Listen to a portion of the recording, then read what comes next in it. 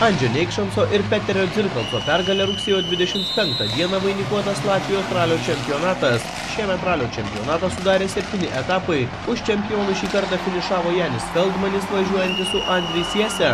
Trečią rezultatą pademonstravo Maris Neikšansas. Jau antrąją ralio dieną dalyviai turėjo iš peties paplušėti, norint pasiekti gerą rezultatą. Mat antros dienos greičių ruožai buvo kur kas sudėtingesni negu pirmąją. Po abi dienas trukusių greičių ruožų labai greitai iš varžybų pasitraukė net 9 pajėgūs ekipažai. Vieni patyrė avarijas, kiti gedimus.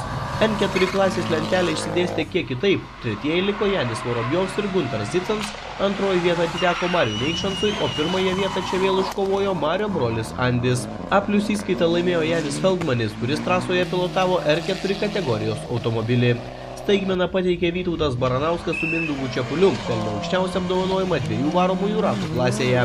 Vienas ralio organizatorių Janis Krastinis po varžybų teigė esąs patenkintas sezonu. Jo teigimu gražių momentų netrūko nei dalyviams, nei žiūrovams. Janis Krastinis ne tik padėkojo visiems prisidėjusiems prie šio čempionato organizavimo, bet ir prisiminė, jog svarbiausias darbas buvo nudirbtas dar prieš 15 metų, kai šį ralį pradėjo organizuoti jo pradininkai.